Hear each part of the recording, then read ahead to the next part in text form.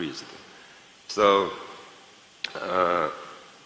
yes, I know that the European Parliament and European Commission is now initiate the new law on the asylum and immigration, but the thing is that the level of the people immigration can be increased.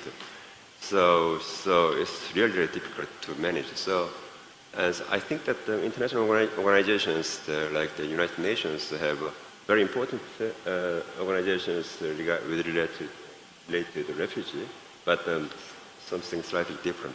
So I think that we need to raise the more initiatives and then funding to speedy assistance to the refugees and immigrations in the future. So we need to have a more powerful and then bigger international organizations to deal with the support and assist them. Thank you. Thank you so much. Françoise. Thank you. Quite a few good questions. Let me just talk briefly about the gender aspect, the woman aspect. One thing I didn't say is the studies show that in the increased automations, women are more at risk of losing the job. So number one. Number two, as Sarah I think mentioned, in the care and agriculture economy, which are often informal sectors, again, it's primarily women that are at risk. So one thing we have really to watch is the risk that we have to lose the gains that women made in economic empowerment in the past 30 years. This is a really important indicator. How we can do that? When it comes to encouraging women entrepreneurship, I think now there are, in many countries there are programs available. The education system, higher education system is really, there are women there in the technical sectors, engineering, in everything, they're there. I think we still need to focus very much on the financing institutions. There might still be some resistance to finance women entrepreneurship. So, and there is enough data available that shows that women are actually usually very reliable borrowers. And I think this including in South Africa, I imagine. The other thing is,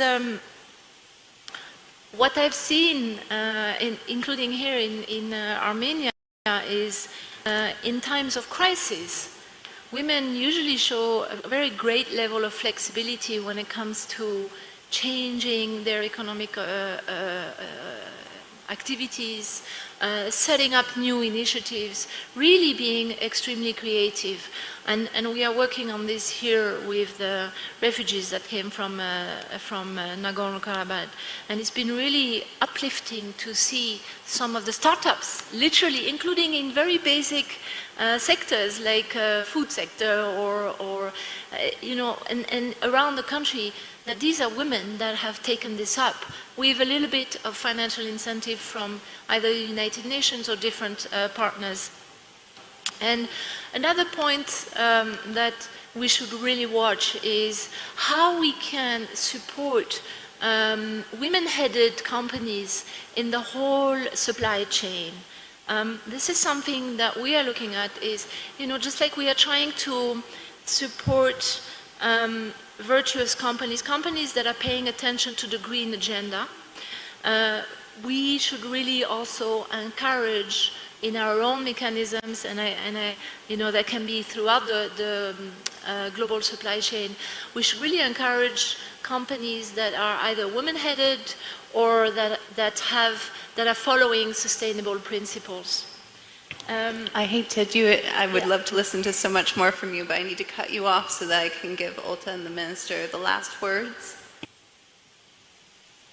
So I guess the message is clear. I'm going to start from the last question regarding the law on the digital nomads. So the answer is fiscal incentives. We have another law that is closely related to the law on digital nomads, which is the law on the creation of the technological parks and the free economic zones, where we give fiscal incentives to all the digital nomads that actually want to set up base in Albania. And we have gone so far in giving these fiscal incentives that we also touched upon the social protection scheme, where we are allowing them to pay social contributions towards the Albanian scheme only on the minimum wage, because supposedly they are paid a lot, and supposedly if we don't have an agreement with the place of origin where they are coming from, which counts towards counting these years of contributions towards the scheme, then they won't be able to benefit from them by the time that they retire. So this is, in short, the answer to the question, and I think the other panelists already addressed most of the concerns raised by the other two questions. I would just like to mention something really briefly when it comes to taking advantage of the immigration and of migration in general, because we have immigration but we also have immigration. I think there is no silver bullet to treat the problem, and it's true that there are benefits in terms of all the labor mobility that is currently happening. What we should be mindful of is, as I said, trying to reskill and upskill them, and we have a lot of subsidy programs for the government that are specifically targeting the immigrants coming in the country, and we're also setting up a new initiative now that is called the National Training Fund, where actually we are requiring the private sector to contribute towards financing the schemes of reskilling and training the employees, and of course part of this financing will also go towards integrating in the labor market also the immigrants or the returnees. Statistically speaking, in Albania, 1 in 4 or 1 in 5 immigrants at some point does come back in the country, and it's really important that in order to reintegrate them back in the labor force, that they get trained, and having the private sector on board is really important so that we diversify the financing mechanism. Agreed. That was great. Minister Makarchian, your home, your last word. Thank you. So I just told Olga that we have a lot of similarities because we share a lot of common patterns. So regarding the legislation, it's very important, but in case of Armenia, for the digital nomads of the gig economy, despite we do not have now the legislation, we are working on it, but I think it's very important to have like environment ecosystem. Like 40% of ICT employees in Armenia are women. This is sometimes higher than of some of European countries, and this is because we could manage to create ecosystem environment, and we have such institutions like TUMO, like Armat labs in almost all schools. When the school children they have an opportunity to get a free of charge education, they are getting acquainted with like programming, engineering, etc. And then when they are deciding to choose their career, they already know about all the beauty of technologies. So according to LinkedIn 2023 Emerging Jobs Report, so the demand for AI specialists increased by 74%. So it means that national governments, they should do a lot of projects in order to attract and to create such kind of specialists through the upskilling and reskilling projects. And migration is one of the tools. All the governments, they want to have high productive, high skilled workers. So they have to work on, we have to work on to creating like the pool of high skilled workers in order to satisfy not only our demands but also to satisfy the demands of other nations. And among them will play crucial importance to women, to empower women economically, and our government had a chance to present during CSW in UN a lot of pilots, which is recognized by UN Women, very successfully implemented projects applicable to other nations as well. So now we are discussing to implement these projects in a large scale after having adopted all the strategies. And what we are doing, we are aligning the strategies together, like the strategy of demography, because we were talking about migration, it's a part of demography, and migration is also part of our employment strategy. So to address all of these issues, we have to align all of the strategies and the policies in order to have results. Great way to wrap. There's obviously so much more that we could discuss. I look forward to connecting with you individually. Thank you so much to our esteemed panelists for their thoughtful insights. Thank you to the audience for your great questions. Thank you, Samir. You had lots of things before. And thank you to Newbie for not firing me for running over.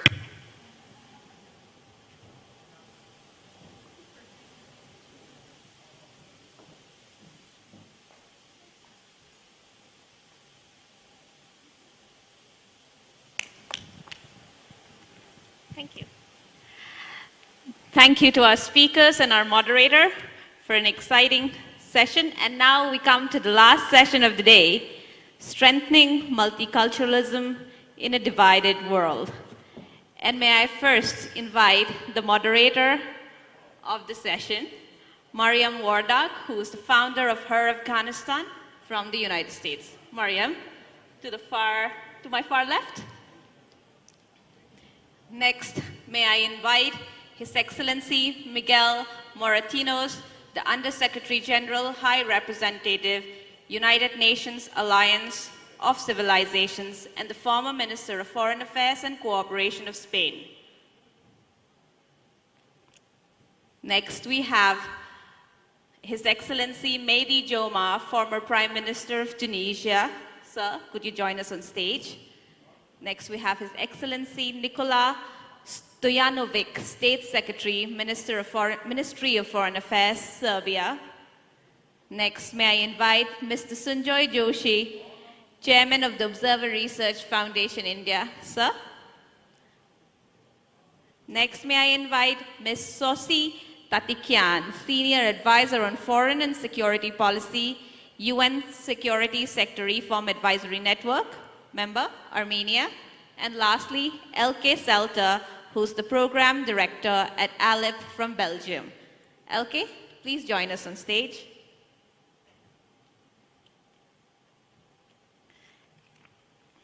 And now, may I hand over to the able hands of Mariam Wardak, our moderator for this session. Mariam, over to you. Thank you, Tanabi. Good evening, everyone. First and foremost, congratulations to everyone on the success of today's full Yerevan dialogue, and welcome to the last and very most important discussion on the critical role of intercultural dialogue in navigating our increasingly turbulent global landscape. Our panel will highlight the importance of protecting cultural heritage and how it contributes to building a culture of peace and nonviolence. Today, we have a distinguished group of experts with us who will bring a wealth of knowledge from their respective fields, and I'm excited to introduce them to you. First, we are honored to have His Excellency Mr. Miguel Moratinos, the UN Undersecretary General and High Representative for Alliance of Civilizations. He has had a distinguished career in diplomacy, including serving as Spain's Foreign Minister and EU Special Representative for Middle East Peace Process. He has a statement he has prepared today, which he will inaugurate our discussion with.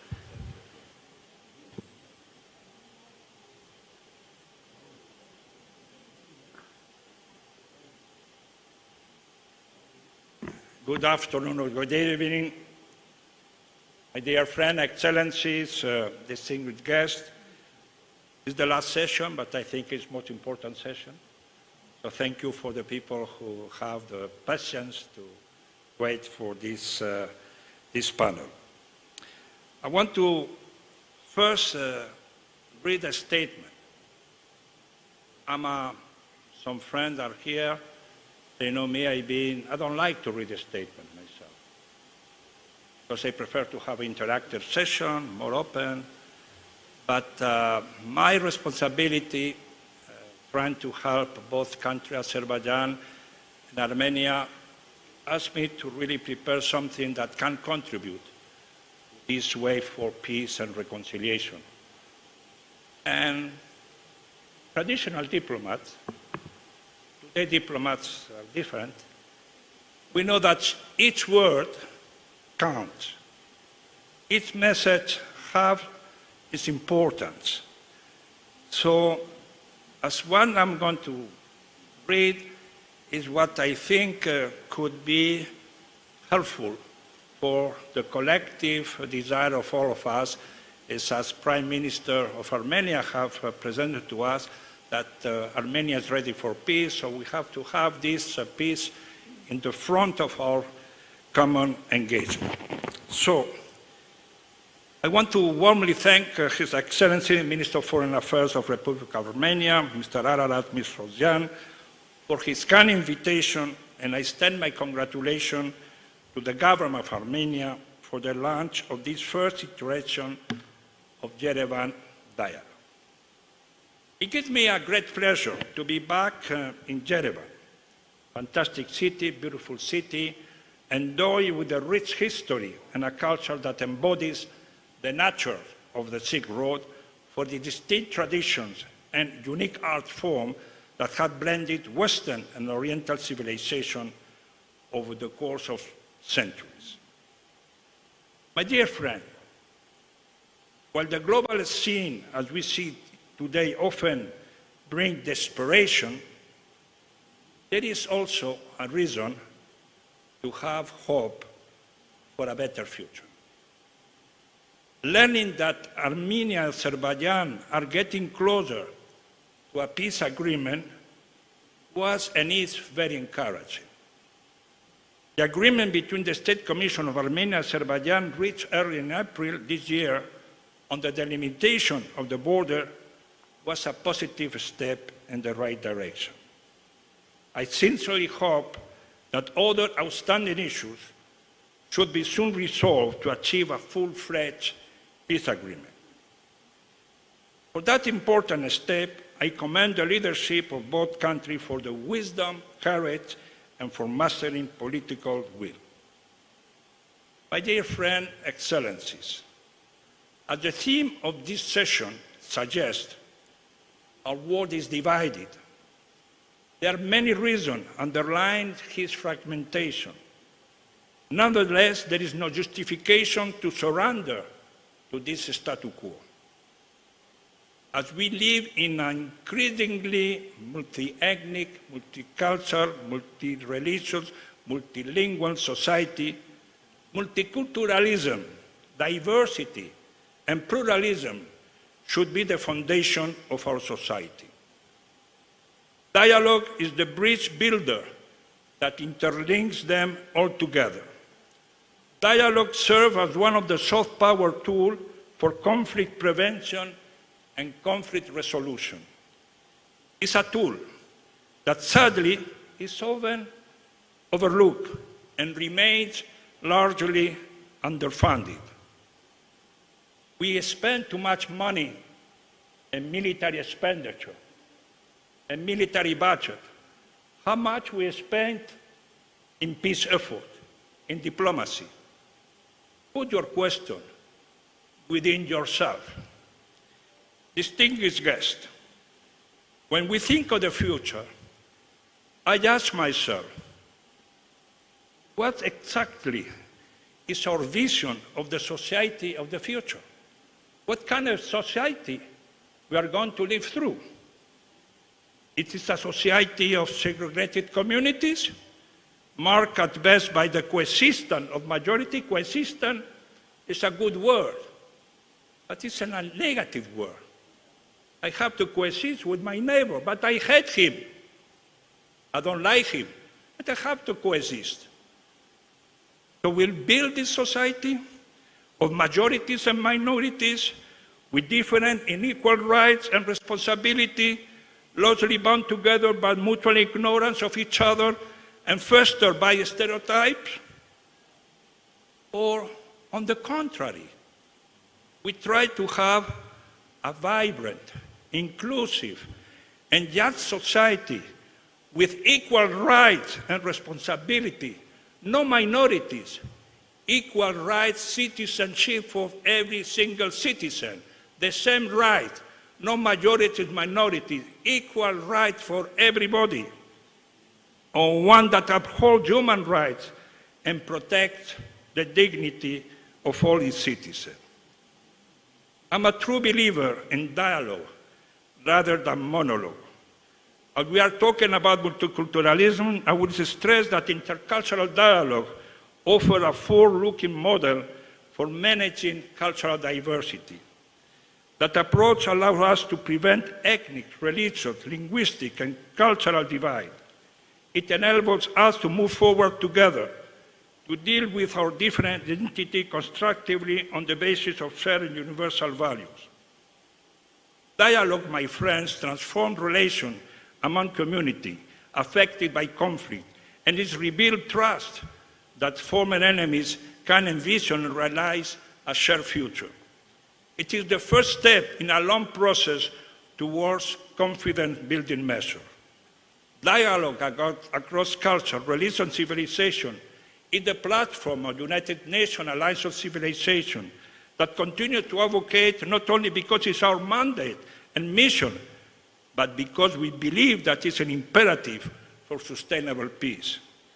Nonetheless, intercultural dialogue cannot be stipulated by law or by decree.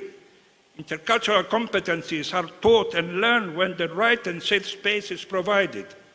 Through dialogue, we foster a culture of peace, a way of life to bring social cohesion, mutual understanding, and mutual respect.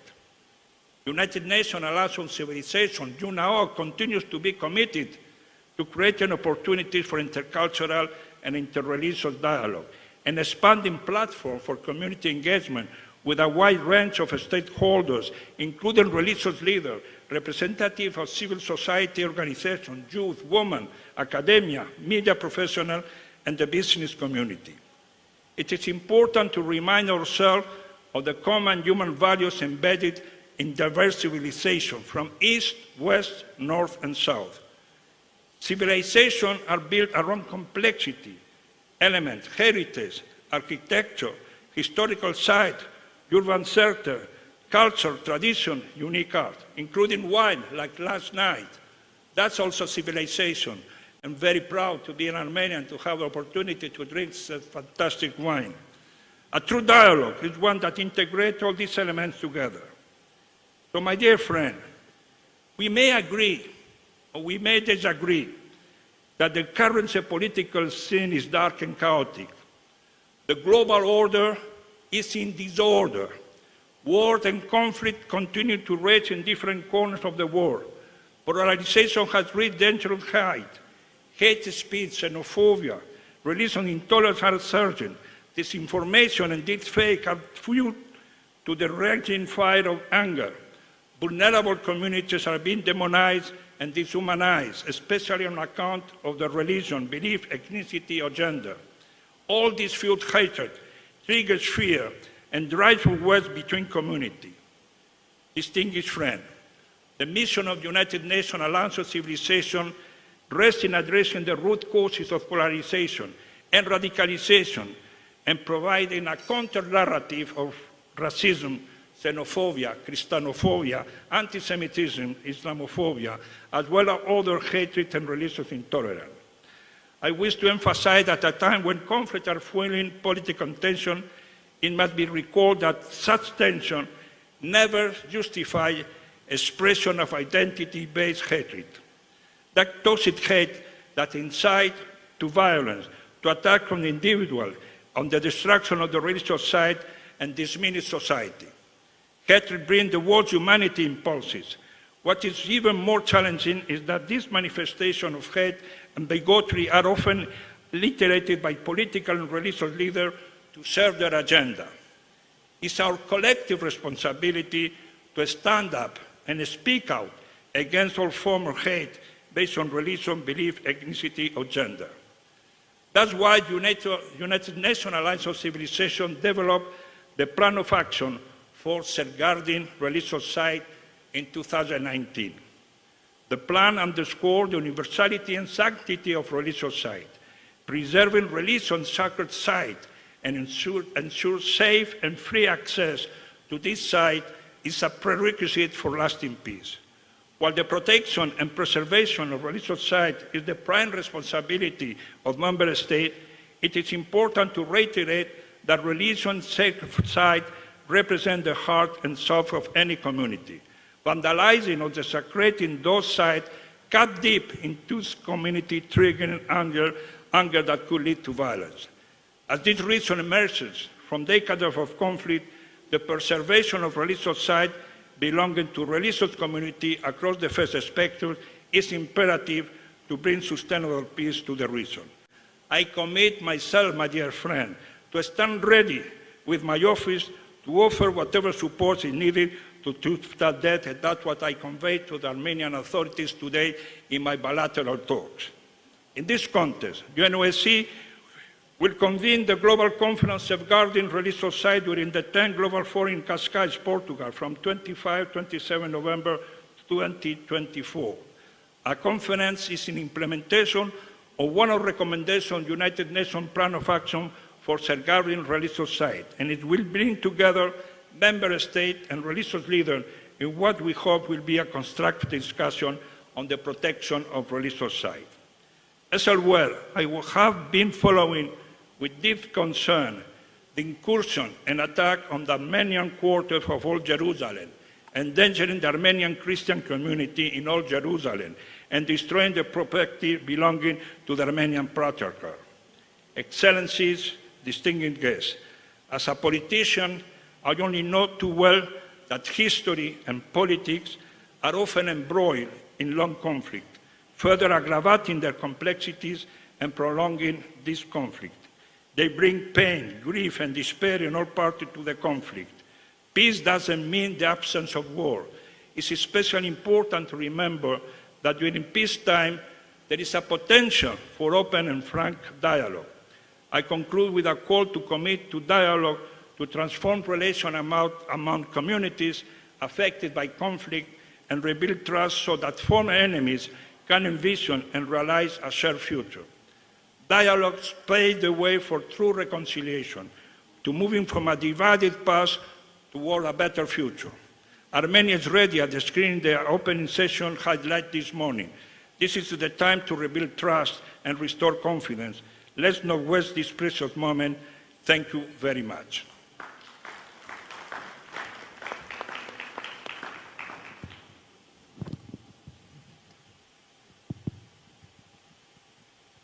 Thank you, Undersecretary. Mr. Moreno, it was an excellent framework for all of the panelists to dive into with their expertise.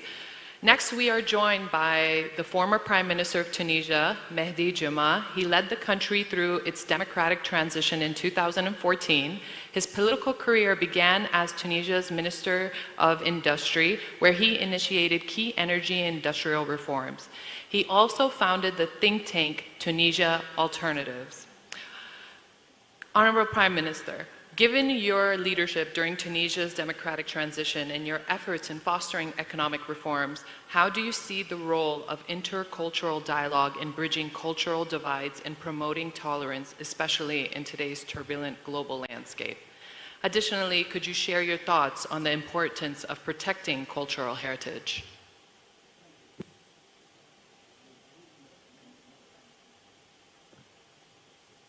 Yeah, I will maybe start to remind that period because you will see we can find an answer to all the questions or a sense of all the questions that we are asking today about multilateralism, the role of intercultural cultural dialogue, and your question about preserving the heritage. In that period, just to remind you, it was the post-revolution, what we call the Arabic Spring, which was a big seism in the region with the change of regimes, with big social and sometimes violent movements, and which was followed by the terrorism. And when I arrived at that, because there was a big trouble in the region with the war in Libya, war in Syria, and as well in Tunisia, it was a period of big political confrontation between the different political currents, and it was in the street. And through the dialogue, we succeeded to solve some issues.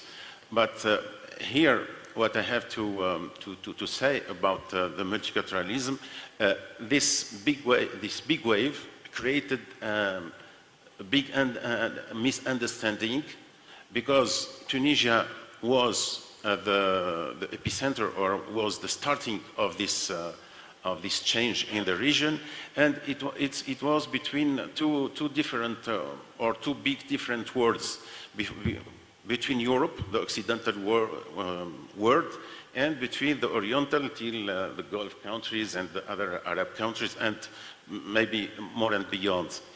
And no one was understanding what is happening. Is it violence? Is it terrorism? Is it democratic change? Is it that? And really, the multicultural dialogue, which consists of explaining the differences, explaining and helping people to have the right standard to understand what is happening in this particular country, it was mandatory, because everyone was scaring. It's a big change. We don't know what happens in the future. And with this wave of terrorism, there was many reluctance, many resistance to understand that. And really, to understand, to explain the difference, the cultural difference, the way people are reacting, and then to go through the dialogue with using not the hard power and try to break this movement, but the diplomacy, the soft power of the diplomacy was mandatory to explain to our environment and to make all the people collaborating to stop what is the risk of the terrorism, but to help making this transition as soft as possible. So, and then even when you see inside the country, we were at the point of a general confrontation, but as well, we were under the influence of other culture, extreme culture, and we were under the big wave of terrorism. It was mandatory to focus as well and to remind our cultural heritage, because, as you know, Tunisia, it's berceau. How to say berceau? Berceau.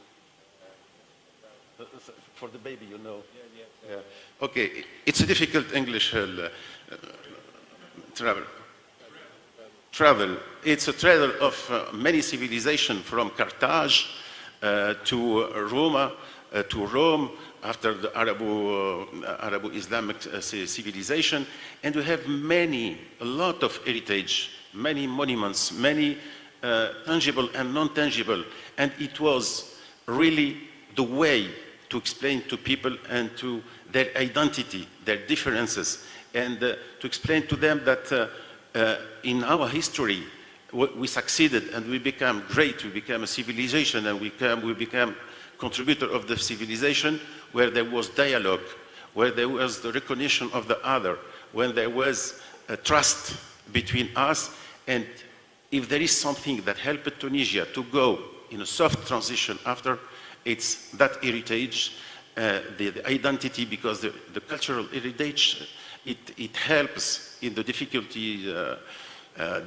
periods to build the identity and to attract people about a common target. But we have to pay attention not to create chauvinism or to create other issue by creating the identity.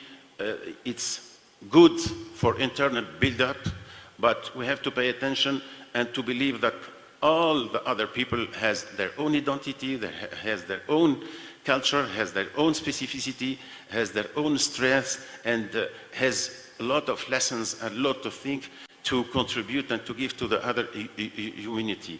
So I think that that period was really fantastic, giving a concrete example of what we are defending today, and good arguments from the ground. Thank you, Prime Minister.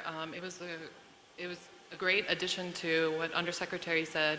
There are a few words that I'd like to point out where he mentioned no justifications. You pointed out a few words: misunderstanding, clarity, reaction, and identity. And I think that Next speaker will also touch upon this. Our third panelist is Nikola Stojanovic, the current State Secretary of the Ministry of Foreign Affairs of Serbia.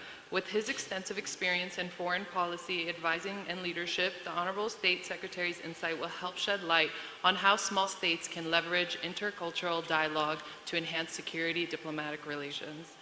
Honorable State Secretary, with your expertise in international relations, navigating diverse political landscape, how do you see the role of intercultural dialogue in addressing today's global challenges?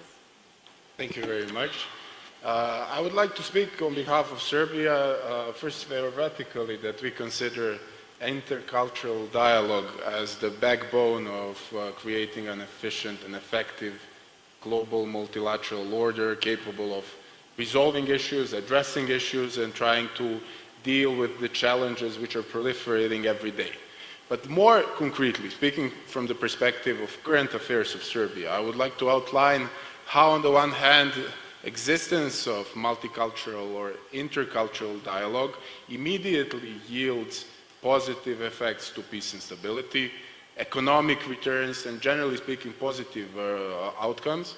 And on the other hand, how lack of dialogue has completely opposite effects, undermines peace and stability, undermines economic growth, and the creation of additional divisions in the region of Balkans. So I'm going to start with the negative example and lack of dialogue. As you might know, Belgrade, as the capital of central Serbia, has engaged in dialogue with Pristina, Kosovo and Metohija as of 2013 with a goal to normalize relations. This dialogue has, over the last 11 years, at first yielded some agreements and positive outcomes. But unfortunately, over the last 3 years, the authorities in Pristina have completely abandoned or renounced a dialogue as a mechanism to try to normalize relations and overcome urgent issues. Instead of dialogue, they have opted for unilateral measures, such as indiscriminate attempts to arrest local leaders, ethnically Serbs.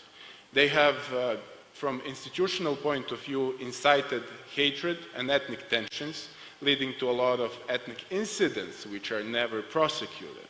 They have, in addition to that, attacked different institutions providing different sorts of services. They have attacked hospitals, they have attacked schools, they have sent police forces to close pharmacies, they have closed banks so people cannot receive pensions, salaries, they have completely banned the use of local currency, and as a result there is a proliferating attacks on cultural institutions, proliferating attacks on religious institutions, and overall attempts to eradicate local ethnic Serbian community from the territory of Kosovo and Metohija.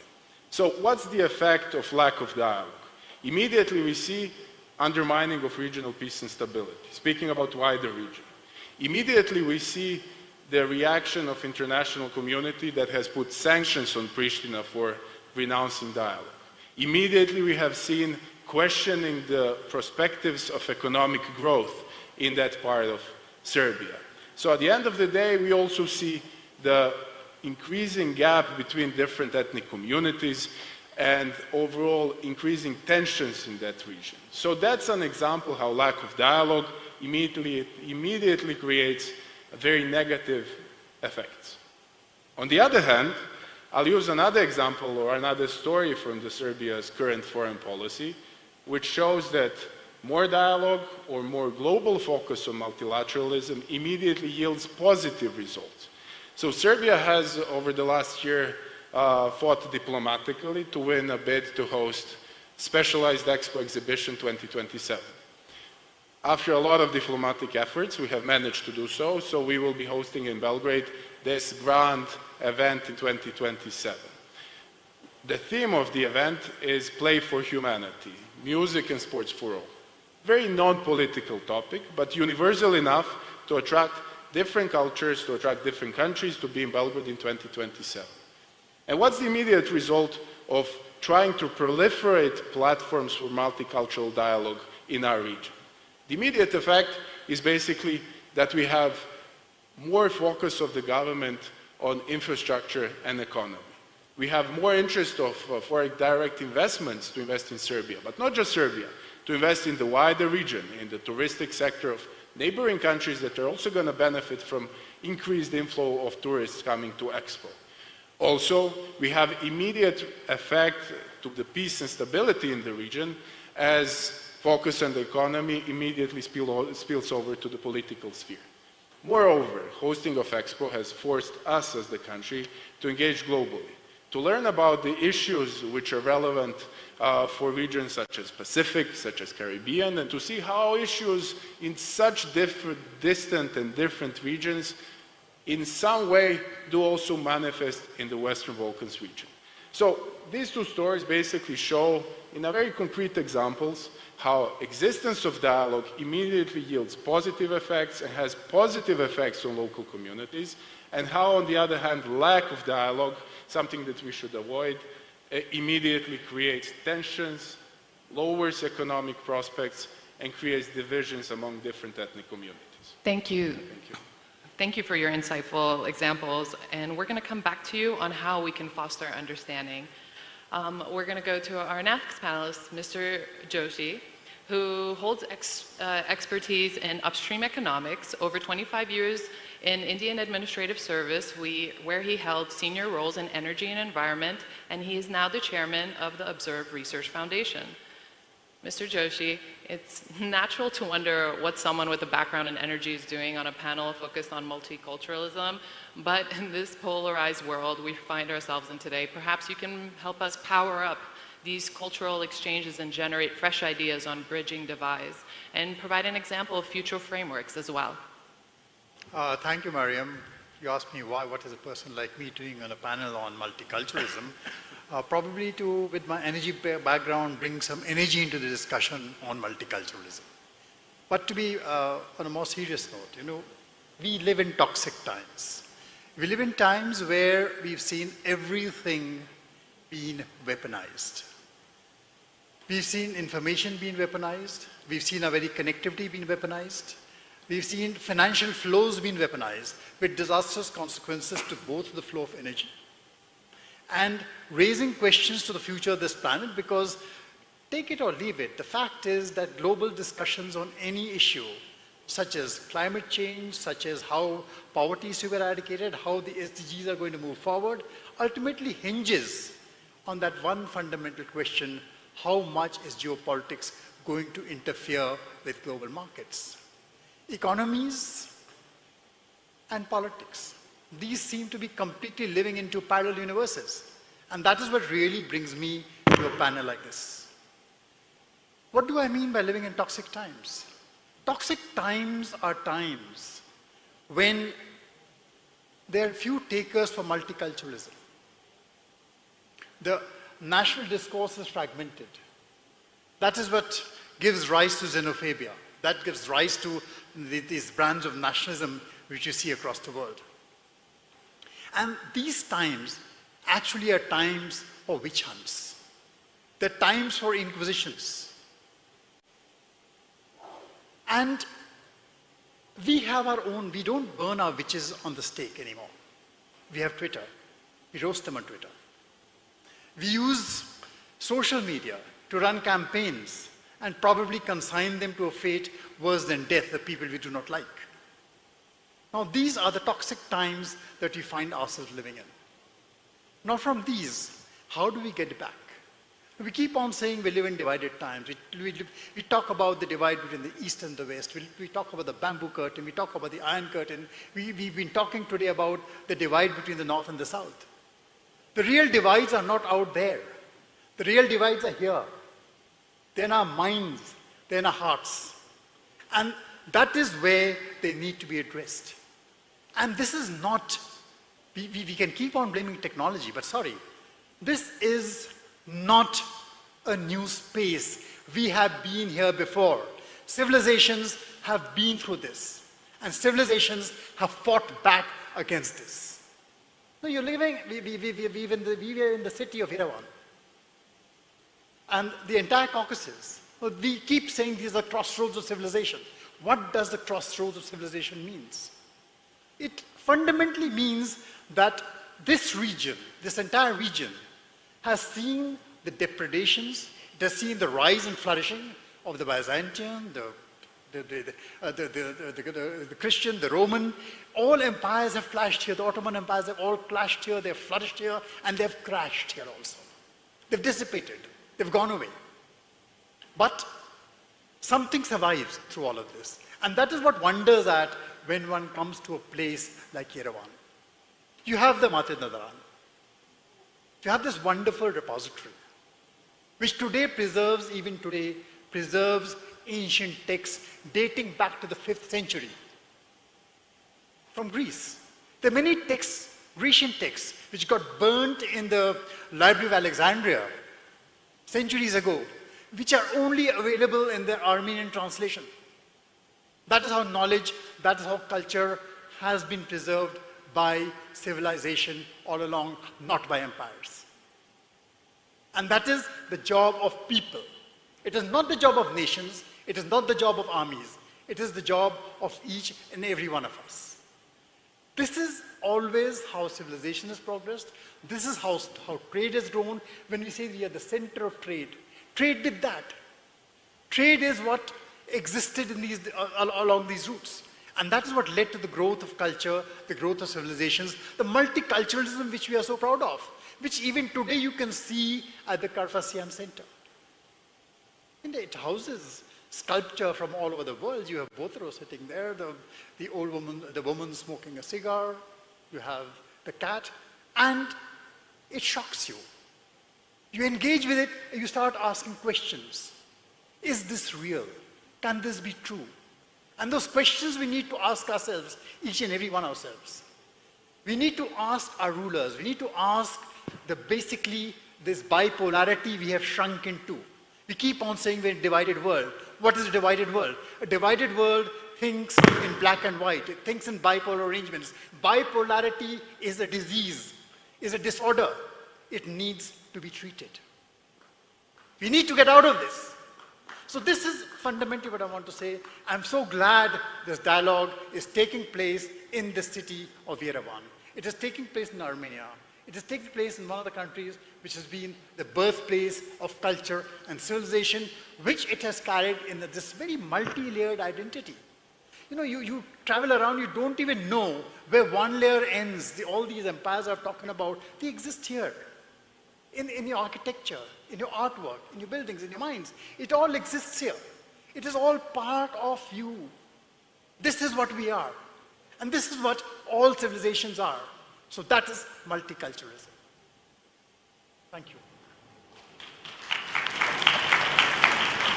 Thank you, Mr. Joshi. I really appreciated the points of two parallel universe, the rawness of toxic times, the evolution of political civilization, and responsibilities of individuals. I'm hopeful that maybe together we'll find a way to move past these charged atmospheres that we're all navigating. Now, I would like to move to our fifth panelist, Ms. Sosi Tatikan, Senior Advisor on Foreign and Security Policy and member of the UN Security Sector Reform Advisory Network. She's a diplomat with expertise in Armenia's relationship with NATO, the IAEA, and Iran. Ms. Tatikan, how do you see the impact of the current challenges to multilateralism on Armenia? As for a country positioned in a conflict-prone region, how intercultural dialogue can help the region achieve conflict resolution and sustainable peace? Thank you very much, Mariam. And I am very flattered to be in this distinguished panel with these very, very impressive speakers. I'll try to combine my two backgrounds. Before I became an independent advisor. The first one is an Armenian diplomacy and the second UN peacekeeping. So what I saw while I was an Armenian diplomat was that unfortunately years of negotiations around the conflict in Nagorno-Karabakh were not leading to a peace agreement. Then when I went to the UN peacekeeping, I saw this liberal human rights-based order.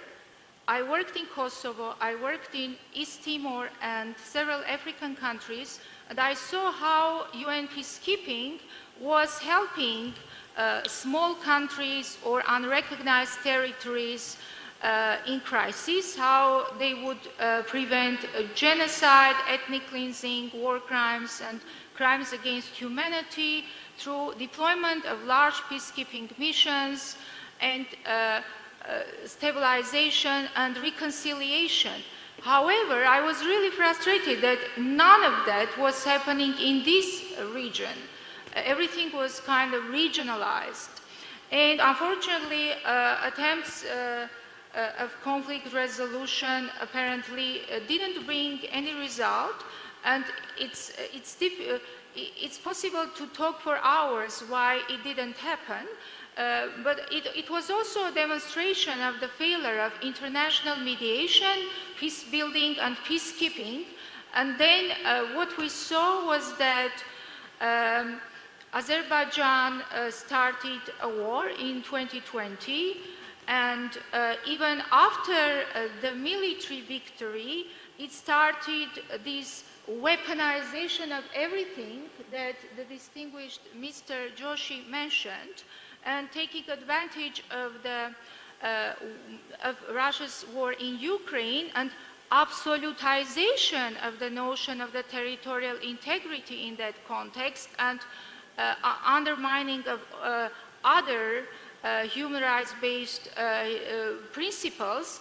It continued creeping ethnic cleansing and a weaponization of energy and food and humanitarian aid. And throughout 3 years, it achieved full ethnic cleansing of Armenians in Nagorno-Karabakh from their ancestral land. And moreover, after using military power to do so, it also resorted to soft power. I really agree that prevention is better than cure. That's why this crisis in international peacekeeping that we see currently, in light of the geopoliticization of UN Security Council, difficulty to adopt resolutions to deploy new peacekeeping missions or extend the existing peacekeeping missions, is sometimes I think maybe it's better to prevent the conflicts rather than to intervene in crisis. That's understandable. At the same time, we also see this weaponization of soft power as well, and that's disturbing when, after proceeding to military power, certain states try to legitimize and normalize the use of military force, and they proceed to tools like lawfare, contestation of human rights-based international law, or they proceed to cognitive warfare, or disinformation campaigns and historical revisionism and competition of victimization, and finally, destruction of cultural heritage. When after conquesting a territory, the cultural heritage in that territory is destructed in order to erase the tracks of a particular ethnic group, and then to claim that that ethnic group was not even indigenous and was almost like illegal migrant in their indigenous ancestral land. So I actually have questions myself as a security and political advisor, how intercultural dialogue can contribute to remedying this situation. And I believe that this warfare of strategic narratives can be really managed quite well through intercultural dialogue and transformation of narratives, and this competition of ethnic hatred and Armenophobia or Islamophobia. It depends on the region where the given conflict is generated. And while you can use identity politics to escalate conflicts, you can also use identity politics in order to de-escalate conflicts and understand each other's narratives and transform the conflict. However, it shouldn't become a way to refuse and contest international human rights-based order, but rather really aim to remedy, to prevent the relapse into the conflict and to achieve sustainable peace agreements, which means positive peace versus coerced and illiberal peace. Thank you, Ms. Tatikan, for that thorough explanation of your realism, especially highlighting that at times conflict resolution didn't bring results. I think this is something that we're going to come back to, especially with your solution base. And now we have Dr. Elke Selter, Program Director at ALIF in Switzerland, brings over 20 years of international experience in heritage protection during emergencies. She holds a PhD in politics and international studies from SOAS, University of London. Dr. Selter, given your expertise in heritage protection in conflict areas, how do you view the role of intercultural dialogue in safeguarding cultural heritage amid global instability? Thank you, and thanks for having ALIF here. Maybe ALIF requires a little bit of explanation what we are, because I assume this is not our regular target public. We are a foundation. ALIF is the International Alliance for the Protection of Culture in Conflict Areas, but it's not an abbreviation, it's the first letter of the Arab and Hebrew alphabets, which is what we've been named after. We're an international foundation based in Geneva, and we're a public-private partnership, so we have member states as well as a number of private institutions that finance us. And we're primarily a financial tool, but also we do provide technical advice whenever that is needed. We were created in 2017 by France and the UAE. Those were our first member states. Since then, that has grown. After you had this big wave of heritage destructions in Syria and Iraq, but also in Mali and so on, and there was a feeling internationally that there was a need within the sector for a more, let's say, lean, more responsive, faster responsive system than the organizations that we had, like UNESCO, for example. UNESCO is on our board, so there's an extremely tight relation, but so the idea was to create something that's very closely linked, but that could potentially respond faster. That at the same time also had more funds at its disposition right away to be able to act.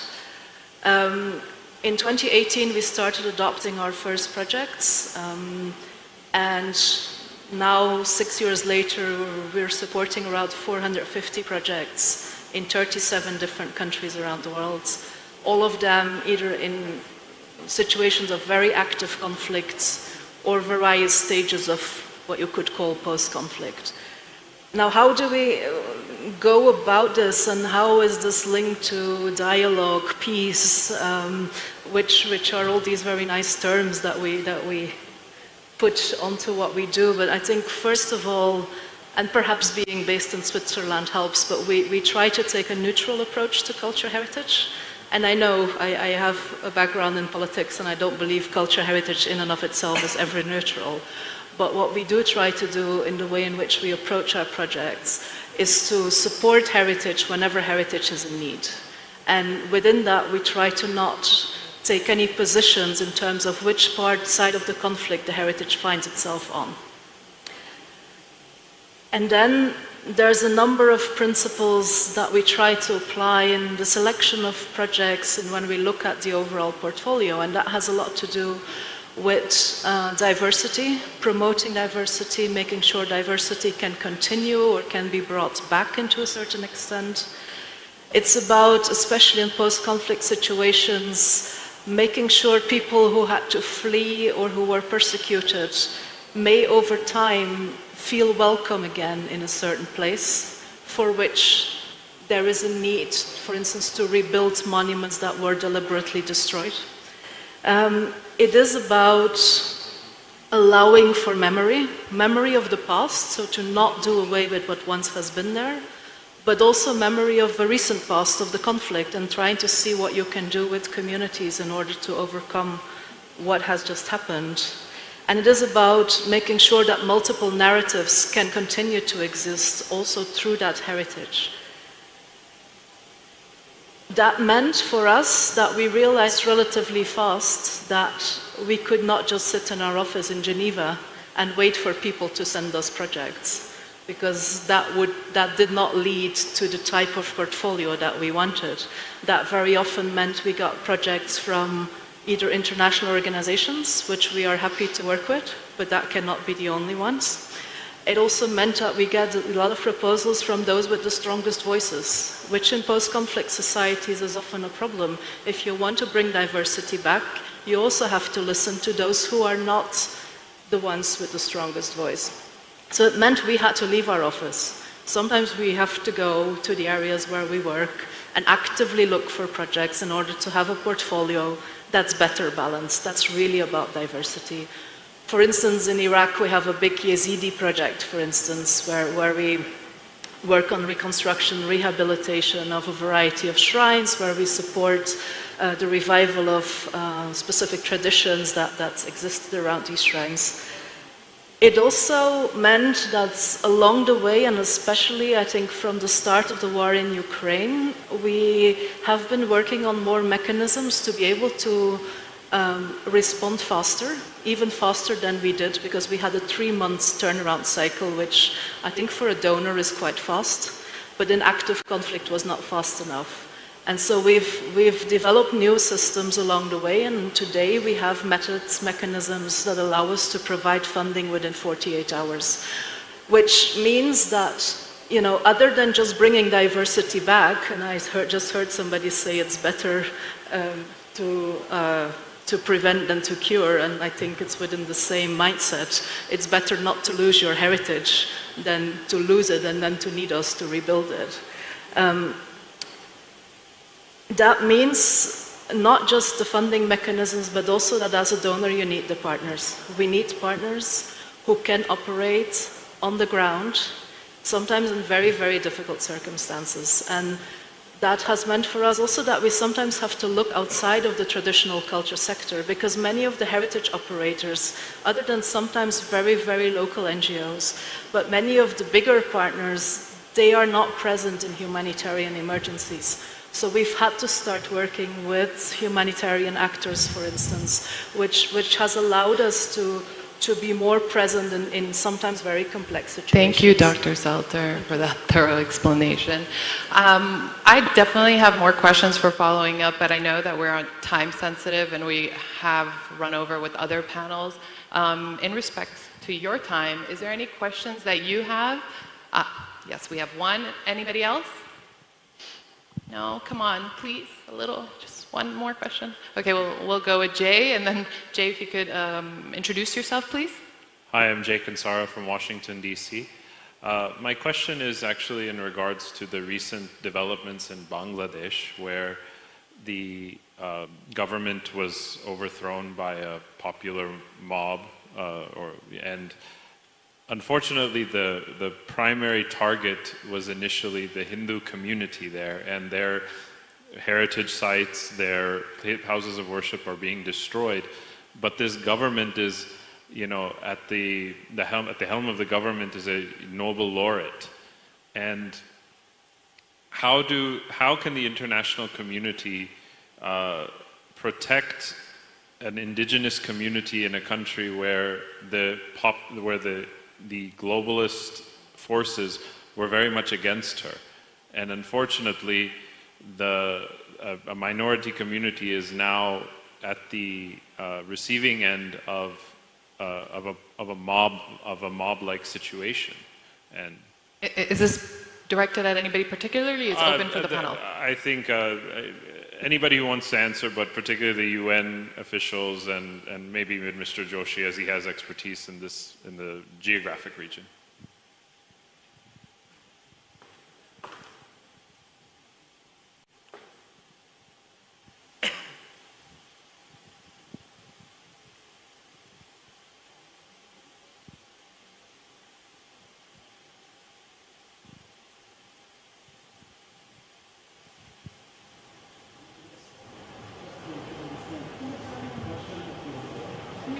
Just to be sure that I understood your question, what could the international community do when there is an internal issue facing any minority or a change of regime? That's it.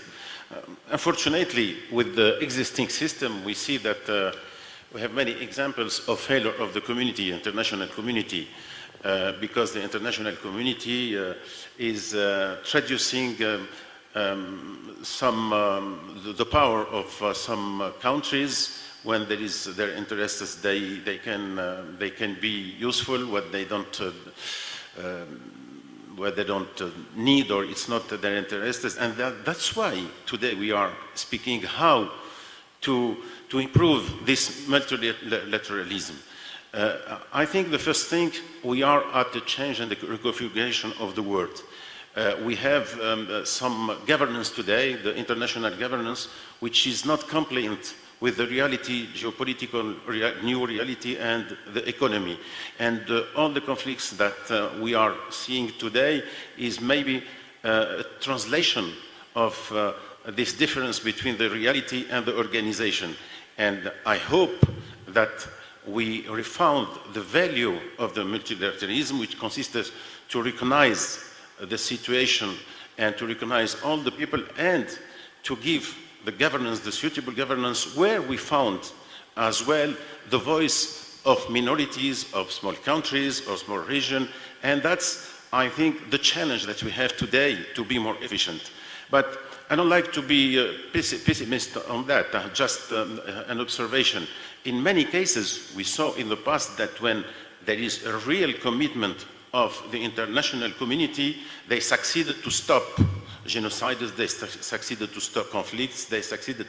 Today, we are in this divided world who is looking for his new print food, and I think and I hope that all what we are doing, all of us, and this forum is a part of that, how we can see rising a new multilateralism system who can answer this question and who is more compliant with our reality today.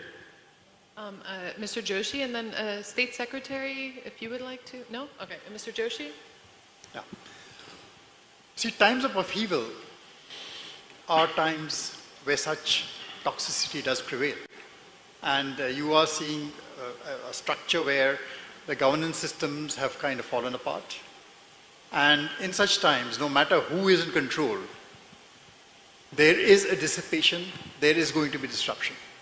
Now, how does the international community react is a very big question today, and that is a question we've all been grappling with. It's not being able to do much in any other geography either. So I think that is a moot question as to what should the international community be doing. But the important thing about Bangladesh is that if you start looking at how deep, it is not just about religion. There's a lot about culture. And in Bangladesh, there's one very important factor. There is a commonality of culture across the religious divide.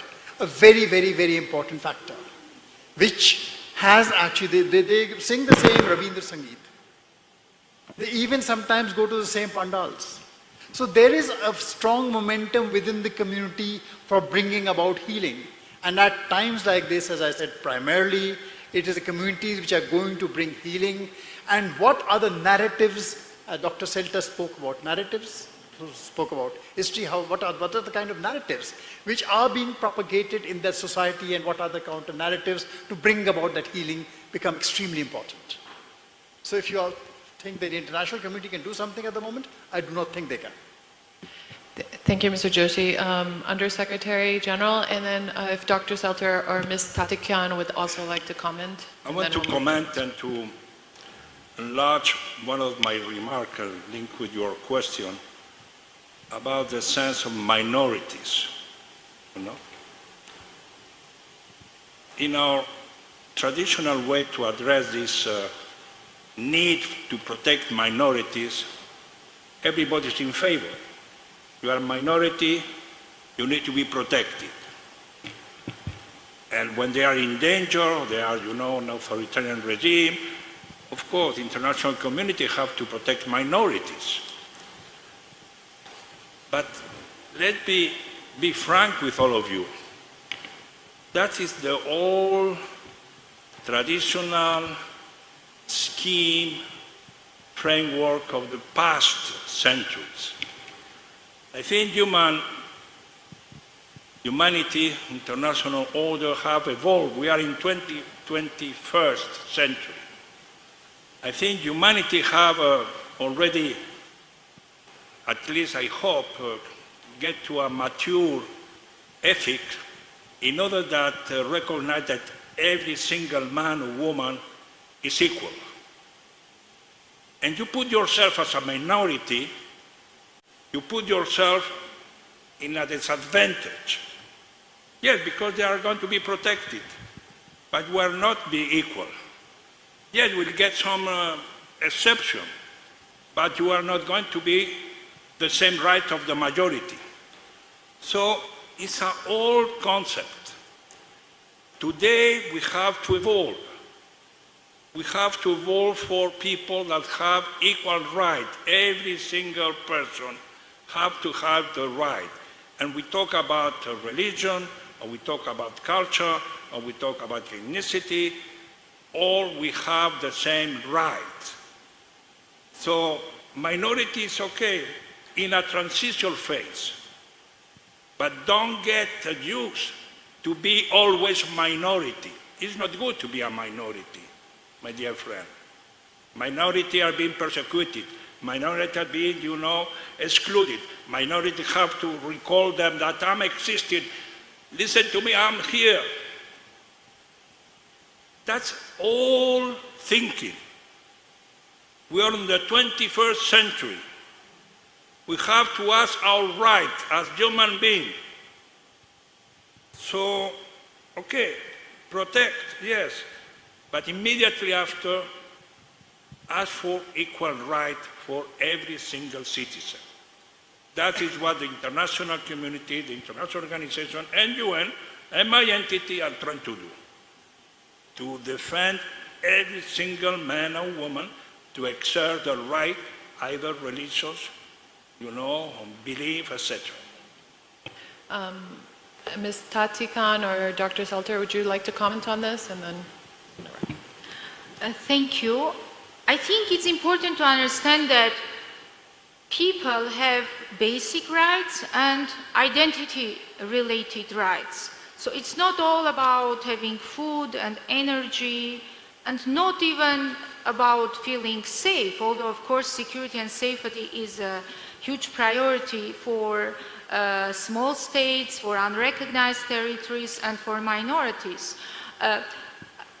However, there are identity-related issues, and here it's really difficult to understand how to ensure those needs without getting into this game of establishing hegemony or subjugating under the cover of integrating. The term integration sounds really nice in the US and Europe. However, it can also be abused and misused to cover a hidden agenda.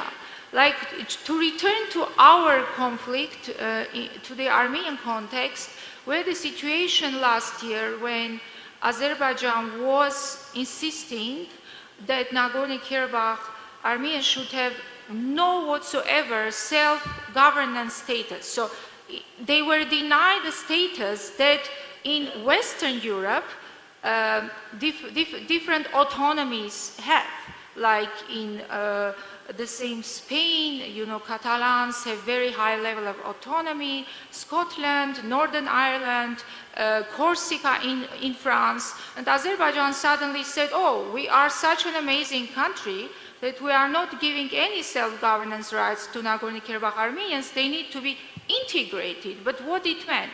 It meant subjugation and establishment and political hegemony over them, which could not work out. It was obvious, and that was one of the reasons that it led to total displacement of entire population. So I think we need to be very careful with all those terms and ensure everybody's rights in a way, proportionally, that that identity-related rights and dignity would be ensured as well. Thank you, Ms. Tati Khan. Dr. Selter, do you have a point? If you could just briefly mention, thank you. Just very quickly, I mean, we are very hands-on, I guess, and within our own little niche of culture heritage, but as you definitely also know, whenever people are being targeted, it's never just about the people. It's about who they are and whatever represents who they are. And we're in Armenia here, people here know that very well too. And so the part that we can do is help protect that tangible part of who they are, their culture, their heritage, by, for instance, evacuating museum collections, bringing heritage to safety, whichever way that works. And I don't know Bangladesh particularly well. We're doing that today in Gaza. This is part of what we do, and I know this is not going to stop a conflict, and it's not even going to save a single life, but it is extremely important in the aftermath to have that part of your identity still existing, and we have noticed over time how important it is for people who are targeted to know that there is someone there to help them take care of their history and their culture, even if that is a very small part of everything they need at that moment. Thank you, Dr. Selter. Just wanted to touch upon what Prime Minister Juma said and Undersecretary General. There was a quote that Foreign Secretary Jaishankar emphasized, and we're talking about institutions that should take responsibility, in examples such as Jay had mentioned, that there is a necessity for the United Nations to revitalize its policies, and suggesting that institutions must adapt to the evolving global landscape. So in a world where political structures are shifting and multilateralism is being challenged, it is essential that we explore how intercultural dialogue can bring cultural divides, promote tolerance, and foster cooperation for people. Thank you so much. Applause for all of you guys for staying throughout the end. And Dr. Saran, thank you so much for having us. No, thank you a lot. Thank you very much. And the panel was wonderful. Thank you for being with us. You're the brave people who stayed here through the day, so well done. You're there at the end of the line. We are going to begin tomorrow at 10 a.m. in the green room, and the conversations are going to be hosted in 2 rooms on the first and second floor, the green room and the white room. Look at your program booklet. Meet us there at 10 a.m. when we begin. Just want to end up with one thought as we close this very passionate panel. It's something that also was discussed in a few other panels, the world in churn and region in the peace and a crossroads. We have discussed this through the day. But I think the point made by Mr. Joshi, for example, was community is the cavalry. We have to do it ourselves. It's a do-it-ourselves project. It is not necessarily going to be endowed through some top-down mechanism. Communities will have to find ways of responding to it at one level. But also, I think something that Manish Tiwari mentioned a little earlier in one of the sessions, that there is a role for multilateralism, and that role has to be rediscovered, because we cannot have patchy behavior from many of these institutions that act in certain instances and are absent in other instances. So multilateralism and the whole panel that we were discussing today was also a great discussion to think about culturalism. But let me just end with culture with something from the Indian G20 presidency, and something that we should all watch out for. In 2030, don't be surprised that when we create the next development goals, there is a culture pillar. Increasingly, communities are realizing that culture is economics, culture is sustainable development goals, culture is human existence. And you might be pleasantly surprised, and some might also be shocked, when culture becomes a pillar for any development agenda in the days ahead. Look at the Indian G20 document, look at what Brazil is doing, and follow what South Africa will do. Culture is going to become an integral part of policy making in the future. So intercultural dialogue is inevitable, and we started it today. So thank you to all of these wonderful panelists for having kick-started the discussion that is going to become most important in the time ahead. And have a great evening. It's a free evening. Enjoy yourselves. There are different dinners happening. I hope you find the right place. And we'll see you tomorrow morning at 10 a.m.